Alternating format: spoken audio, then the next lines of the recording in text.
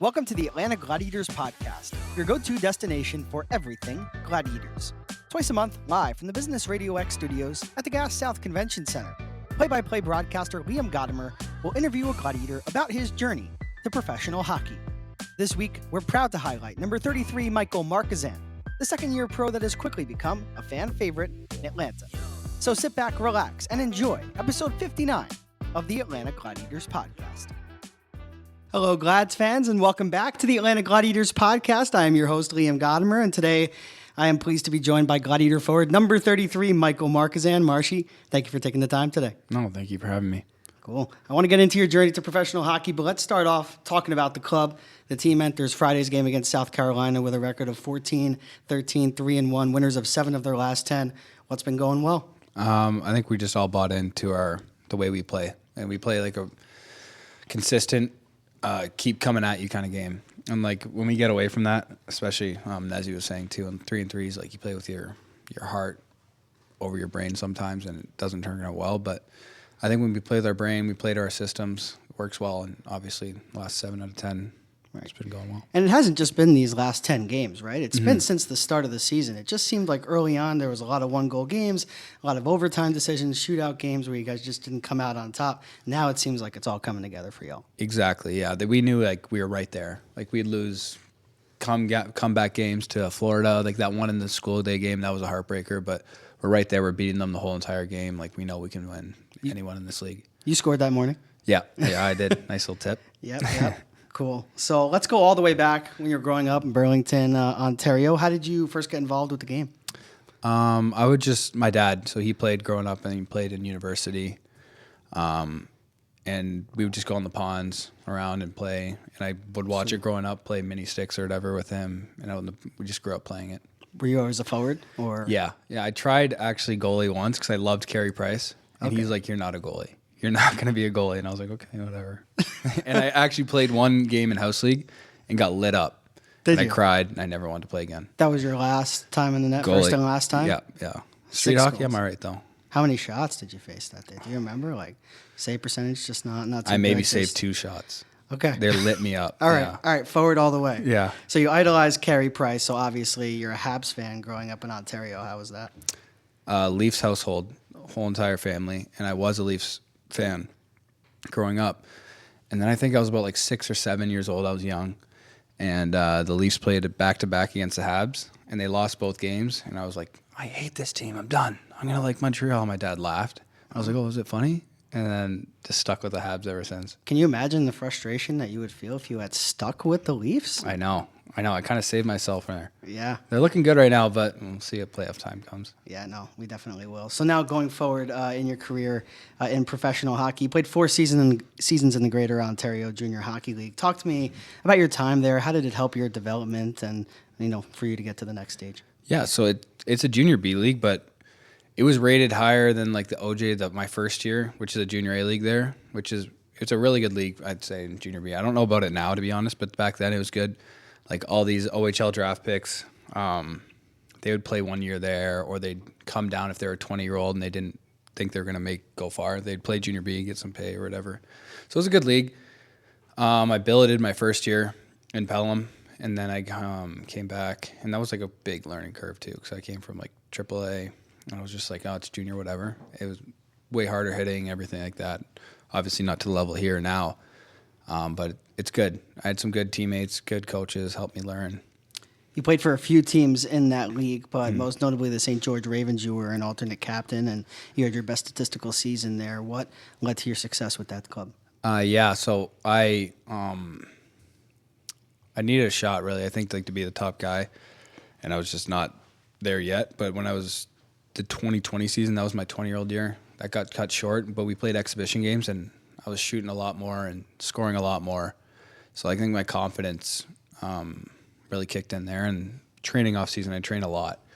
And going into that one, I was like, well, give it all you have. And then I had my buddy Brody there, and we were just like working back and forth together, pass the puck like all over the ice. It was pretty fun. And then what led to your decision to head to the FPHL shortly thereafter? So I had no idea about any of those leagues, SP, anything. I knew about the Coast, AHL, and NHL, obviously, in Europe. Right. And I thought my path was going to be Europe. And my coach at St. George was like, why don't you try like the SPA? You can easily make that. And so I went to Huntsville's camp, their free agent camp. What a money grab that was. It was just all kinds of talent level, like beer league people just saying, hey, we're going to come out for a day. And I got a shot to make the main camp out of that, which was good. And I thought I played really well and like could have made the team, like top 6. And I didn't end up making it. Like they had guys, a lot of returners and everything. So I got cut there, and I was like, well, what am I going to do? And then I had a phone call with Binghamton in the FPHL and Danbury. And they're both like, we really want you. And Binghamton, what sold me was like they have AHL rank. And they were like, we'll give you first line this, first line that. And went there, played 3 games. I maybe played 6 shifts. I got a fight, and that was it. And I was like, okay, like, I'm not staying here anymore. I asked for my release. Wild story about that. And then I went home, and I was like, am I done hockey? Like, I don't even know if I belong in this. Like, I don't like it. Danbury called with a guy who went to Huntsville because he was trying to get me there too. And he's like, just come. And their coach, Billy McCreary, he's in Kalamazoo right now. Yep. He was like, yeah, we'll give you a shot. So I was like, hey, that's all I asked for. And worked my way up from 10th forward to first line. Had a good year there. And that was probably the closest team I've ever been through. And everyone was just for each other. And we lived in a hotel, double bedroom. Everyone was beside each other, so we'd constantly hang out. It was really fun. You made like $100 a week. And we were just there for hockey. We loved it. Ended up having a good year. OT winner. We were down reverse sweep. And then playoff MVP. It was pretty good. Yeah, so seems like an amazing story. So tell me more about that playoff run. I mean, you had 13 points in 10 games, so talk to me about what went well there. Yeah, so we played Elmira first, and we beat them all year. So we were confident in everything, but like each time we played them, it was best 2 to 3, I think, this first series. And what was it? Yeah, they scored first, I think, both games, and like we weren't worried at all, and we just came back, steamrolled them. Mm-hmm. And I had a good line. We worked well together, and we were just putting up points. I want to work back to what you said about when things had not worked out in Binghamton with the Black Bears with you, and you kind of had a decision to make on where you were going to go. How kind of close were you to quitting? Hanging up the skates, yeah. Yeah, I was close. I was at home for a week and a half, and as soon as I asked for my release, I was expecting, okay, well, these guys will take me. Like, I just came from SP camp. Right. And they didn't. They're like, oh, we're full right now. And I was like, oh, my God, what the hell? So I was just back to training. And then I was just, like, sitting at home on my phone, like, watching some of these games. Like, I can easily play in this league. It's not a problem. Just need someone to give me a shot. And then I got that text, packed up everything as quickly as I can, drove down. And it was stressful because I was like, well, I don't want to quit, but, like, should I? Is it worth it? And everything happens for a reason. Just goes to show you don't give up on your dreams. So. Exactly, yeah. And then you make the jump from the FPHL to the ECHL. What was that process like before the beginning of last year? How did Nezzy get in contact with you before training camp? How did that all go down? So I knew I wanted an East Coast camp regardless. I was training with this guy, Matt Carey, at that time. And I felt good. I was training with Coast guys, AHL guys, and NHL guys all summer. And I felt good, confident. And then I signed with Macon, and the coach there, Nieder, he was like, I'll get you a camp if you sign with me. I was like, that's all I want. And like that was my selling point to like the SB teams. I was like, if you get me a coast camp, I'll sign with you. He's like, yeah, I'll get you one for sure. I know Nezzy. And then it was like October 6th or something. I was still working like construction right before camp, and I was like stressed. I was like, okay, I guess I'm going to the SB. Yeah. And he called me. He's like, yeah, like I saw some of your goals. Like, and the first thing he said was that first one of the finals. I got to that game. In the game 7, and he was like, that was a bad rebound, but good for you putting it away. And I laughed, and I was like, okay, yeah. He's like, yeah, just come down and we'll see how you do or whatever. And obviously did well enough, made the team, and it's history from there. So going back to last year, how would you assess your first year as a pro and learning under head coach Derek Nesbitt in his first year? Yeah, Nezzy's great. He was hands-on, and he helped me a lot, like with the transition too. I think I did pretty well. End up near the end of like around this time too last year. Like I started heating up, I found, and really finding our stride. It's a lot different because of the games. Like you can like think a weekend, maybe you're just having a weekend that's off or not a good one, and it's like, well, next thing you know, it's the end of the month. Like 15 games just passed. You're like, oh, well, I didn't play very well there. Haven't put up anything. And like the highs and lows for sure are a lot. Like last year, like going pointless for a bit or whatever, and you're like, what am I doing here? Like, how am I even doing anything? Then you're like, oh, am I going to get dished? Am I going to get traded, dropped? And you just think about all those things. And Nezzy was really good with helping me out with that. He's like, just don't worry about it. Just play hockey. Like, you're here for a reason. They're going to come if you play the right way. Right. And it seems like the team kind of found their way towards the end there, and you did as a result too. Yeah, exactly. Yeah. We were really close too last year, which sucks that we weren't that good. Well, we were good, I'd say. We just didn't win games. It was like a tough season because there were a lot of factors that attributed to what went down. Yeah, you know? yeah. So. We had a really good group of guys and a good amount of returners this year too that we're all close with. Right, 100%. Well, moving along to this season, you're playing on a line alongside Easton Armstrong, who's a first-year pro, and Connor Galloway, the Sugar Hill, Georgia native. What's that been like? Because you guys are buzzing every single time you're on the ice. So. Yeah. We play really well on their end. We get pucks in a lot there, and I like Army. He's a good guy. He's funny too. Joke around. Everyone says that we're like each other. Kind of are. Yeah. I review all the social media clips that our lovely interns get, and you guys are at the top of the laughing board there. Yeah. So. Okay. I agree. Like he gets good laughs too. I'd say I like him a lot. I really do. He's a good kid, and he's got a good shot, really good shot. So I like playing with him a lot. 100%. Well, you've quickly become a fan favorite in Atlanta with your clutch goals and your fights, as you mentioned. What does the support of the fans here night after night mean to you? Oh, it's everything. It's crazy. Like going into that building, and whenever it's packed or even not, like you can hear how loud it is. Like, yep. My family, friends, girlfriend even were like, "Oh my god!" Like it was so loud in there. I was like, "Yeah, it wasn't even packed or anything." It's crazy. It's awesome, and it means everything. It helps like get up for those 3-3 games, and you're like, "Oh, okay, at least we got the fans. They're here. They're loud." Yeah. That's exactly how I've actually felt the last few games because, I got the headset on. I'm able to hear everything, at a different level. And, I look at the crowd and it's like, all right, 4,500, 5,000. But 4,500, 5,000 that are there are loud. Yeah. And we've been scoring a good amount of goals recently. So, good reason for them to get pumped up on a nightly basis. Yeah, for sure. So, sticking with Atlanta, a quick question for you. What's your thoughts on the Atlanta area? Least favorite part and your favorite part of living here and in the surrounding area? Least favorite, the traffic. It kind of reminds me of back home in Toronto. I did the highways, but I love everything. Or actually, you know what? Least favorite, Costco. Costco? It is a zoo in there. It's a nightmare. I get a fever dream every time I'm in there. When we stop on the road at Buc-ee's, you must be, what goes through your mind? If you don't like Costco. I love Buc-ee's Costco. must be a nightmare. I love Costco. Oh, you love Costco. That's your favorite part. Yeah, no, I know. I don't like how many people are in there because I'm like hitting everyone every time I walk around. But Buc-ee's, I'm usually too tired. I'm always waking up from a nap where I don't even see. I'm just walk into the washroom, get some drink or whatever, and then go back in there. Favorite part? It's hard to pick one. I love the food. I love the food, and I think it's a really nice looking area too, aesthetically pleasing. Yeah, especially downtown. Well, I asked you your least favorite part because I had a hunch that you were going to mention something about driving. Last year, we had a TikTok clip that went viral where our interns asked who was the worst driver on the team. I'm not going to lie to you, Marshy. 90% of the team last year said it was you. I know. You have a chance to respond now. Yeah, thank God. My girlfriend, too. All my friends say I'm a terrible driver, and it bothers me because I'm actually really good. You guys can set up GoPros in my car. Watch me drive. I'm a great driver. I am. I got my first ticket this summer, though. Did you? Take us through it. Red light camera. It was in Toronto. It's also nightmare traffic. I was going to see my aunt after a skate, and it was yellow, but on the speed camera or whatever, the red light camera, it showed my tire just behind the line right when it turned red and dinged me up for $300. $300? First ticket, too, yeah. $300 Canadian. When were you going? Probably $50 American. Yeah, right?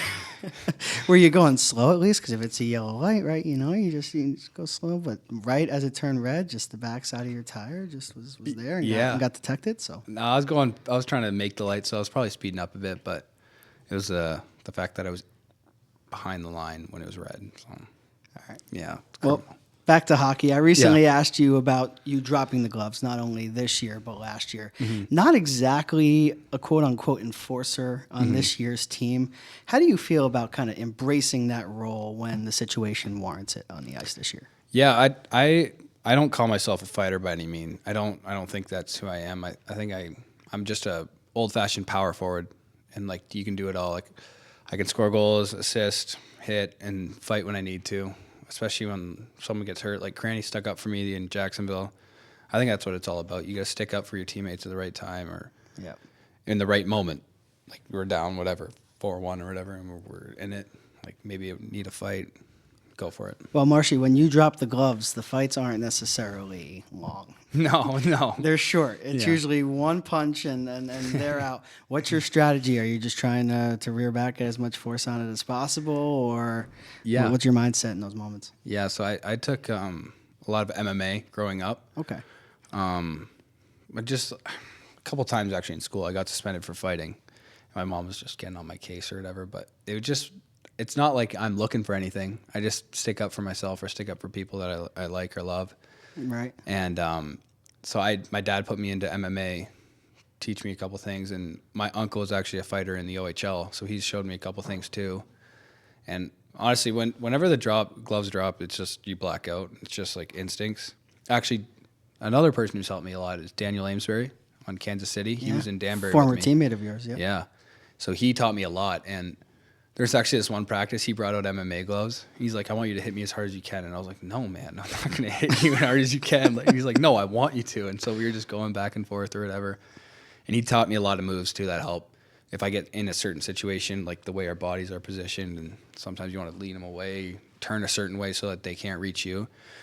But, like, for the most part, I just want to punch them as hard as I can, put them out, put them down at least. There were a couple. I know there was one in Jacksonville, you against Connor Russell, right? And then one in Greenville, you against Modry last year. So definitely bouts I will never forget.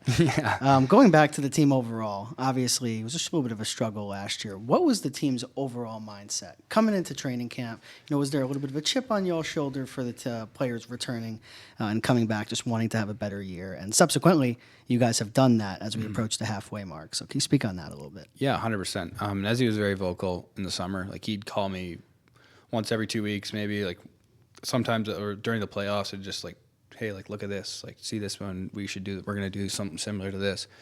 And like I think the difference is too, like we have a huge chip on our shoulder. Like no one wants to go through that. It was miserable. Yeah. But we knew how good we are and how good we can be, and Nezzy and Ginner have just laid it out flat, like so that last year there's a couple questions here and there, maybe like, oh, what if we're in this situation? Every situation you can think of in the D zone, O zone, anything, like they have it answered for you and you know what to do. So I think that really helps a lot too as a player. Like no matter what, like when your brain goes and you're tired, you're like, where do I go? And you're like, oh, it's automatic. I know where I'm going. Wow. Love that. So you mentioned Ginner. What has his impact been since he's come to the team? Great. Right, like the first in training camp actually, because I was suspended from last year. Right. He's like, you might not be where you want to be on the lineup, but don't worry about it. Like, we're just trying to fit out roles right now, and you're a huge part of the team. Like, and that's such a huge feeling. Like when I know I do. Like maybe other players don't, but I can get in my head pretty easily sometimes, and like something like that, like just that little bit of reassurance is massive. And he's great on the PK, like just like Nezzy, like he'll lay it out flat, right. And they have a good way of reaching the players. Well, I know that I'm not a head coach, but just watching the team's turnaround, the line of you, Army, and Connor have been just a huge impact. Just at even strength, you guys have been awesome. So thank you. Keep doing what you're doing, and glad to see that the coaches have had an impact in that as well. So coming into the midway point of the season, obviously team playing the best hockey of the year. What do you guys have to do to continue it, and hopefully stay in the mix for a playoff run as we come towards the end of the year? Stay together, stick to our systems, as blatant and boring as it sounds. We're the best 5-on-5 team, I think, in the division when we're playing at our systems. Right. And our power play is looking really good now, too. It's heating up. Penalty kill is always good, so just stick to the same stuff that's been working. South Carolina coming in on Friday. What makes them tough to play against? They're a really skilled team. They're hard, too, to play against. Kind of like Norfolk. They hit a lot. Rough team. They're really skilled. They got some veterans on there and some skilled guys like that Megara. He's good. Megara. Sewanee native. Yeah, we just shut them down, play our game. Like whenever we're below the dots in the ozone, like no team can hang with us. So Right. I think that's going to be a focus point and attack the net. Right, certainly. Cody Sylvester notches his 500th point in his professional career as a winger that plays on the left side, just like Cody. Talk to me about what it's like having him just as a veteran presence, someone who's been around the league, not just here in North America, but out in Europe as well, and reaching such an achievement like that. What kind of influence has he been on you? And just talk to me about his impact on the group overall as alternate captain. Yeah, so like even last year, the first thing I asked him was like, so what can I do to score goals here? It's like just hang around the net, be around the net, and just be hungry and ready. Great guy, and he helps out everyone. It's amazing to watch him, and like you'll see moves that he does in practice or even in the game. Like, oh, I didn't even think of that. Like, I didn't think you could even think that while you're getting the puck or whatever. So it makes you think of like other plays you can do too, or you can implement that in your game somehow, and like try and do what he does, but not on his level, obviously. And it's crazy that he has that many points. It's impressive. Eric Neely comes back after a year of retirement serving as an assistant coach. What has he meant to the locker room? Because last year, we talk about that there were a multitude of reasons as to why the Gladiators only had 23 wins at the end of the last season. How does Eric Neely help to change that, just his presence in the room? He's a dog. He, puts up so many points, too, and you're like, oh, my God, he had 4 points tonight. Right. He scores, he hits, and he even fights. When he fought one of the biggest guys in Orlando, like that guy's massive. Jabril Touré. Yeah, and he held his own, like he really well. Like he's not afraid of anything. And he takes a beating, and you see him. He's just always trying to get better. He's working. He's here with us, and it's inspiring to see that. Like he takes a hit, gets up. Maybe he's cut, bleeding. He's back out there, just fighting for us. And does that motivate you as a younger player? Especially when the club's down and you see Niels going out there, putting his body on the line, taking a big hit to make a defensive play, to prevent a goal? For sure it does, yeah. He leads by example, and it makes you want to do the exact same, go through a wall for him. 2 more questions for you.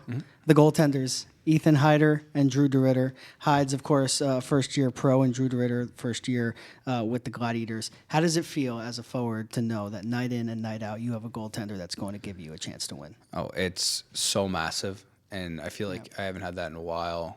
Obviously, we had good goalies last year. We did. But, they stand on their head. They make unbelievable saves, and every night, they'll bail us out. Right. They'll backdoor play. They'll make a save. And they're really good, too. And it's good to shoot on them and try and score on them, too. So when you do, you're like, okay, this is top goalie. So I can do this in a game, too. But they have our back, and that helps us play so much more freely. Marshy, I ask every single guest on the Atlanta Gladiators podcast this question. A super interesting fact about you. And not your Fortnite skills. I'm going to ask you about that after. Terrible. So a super interesting fact about you that fans may not know. Or even teammates may not know. Put me on the spot. They know I'm an all-American Canadian athlete. There's no sport I'm not bad at, but I tell them that every single day. And they're like, no, you're not, whatever. We just go back and forth. I'm like, okay, we'll go to the basketball court. We'll go here. We'll go there. Super interesting fact. For example, Tyler Harmon and Alex Whalen said that they love to do puzzles together. Oh, okay. So interesting. Yeah, I knew they did that actually last year. I think Zach Yoder mentioned something about XRP. Yeah, I'm in that now. He talks a lot. You are really. Yeah, he got me in, and it's gonna skyrocket. That's all my TikTok is now is just XRP stuff. It's funny. Okay. I'd say I built a dock. You built a dock? Yeah, at my cottage. Before we end here, tell me about it. Yeah, so bunch of wood. My granddad would buy it, and he's just like, yeah, this is how you do it. Had a couple buddies up. They tapped out an hour or 2 in, and then it was just me and this one other buddy, my buddy Brody, and we just built it. And that's a memory that I'll have forever. It was with him. He was in the water, too. He's 70-something at the time. Stubborn. Wouldn't leave the water, but he was just teaching me how to do it, and it's a good lesson to learn. Where was that? Was that in Burlington? No, so that's in this place called Kawartha Lakes. It's 30 minutes from Peterborough, where Berkey's from last year. Okay, cool. Yeah. I was going to invite Berkey up and then Cranny, but it never came to fruition. Yeah. Cranny, we're going back and forth every time. I'm like, I invited you. He's like, no, you didn't. No, you didn't. I'm like, yeah. So it's an ongoing joke. And Berkey's got some other stuff going on in Wichita. Wish him all the best with the Thunder. Yeah, exactly. San Jose's organization. Well, Michael Marchesan, thank you for joining me on episode 59 of the Atlanta Gladiators Podcast. I appreciate it. Yeah, thank you for having me. Thank you for listening and watching this episode of the Atlanta Gladiators Podcast. As a reminder, you can find the Atlanta Gladiators Podcast on YouTube. We'd also like to extend our heartfelt appreciation to our wonderful partners at Business RadioX for hosting us. Until next time, stay safe, stay well, and as always, go Glads.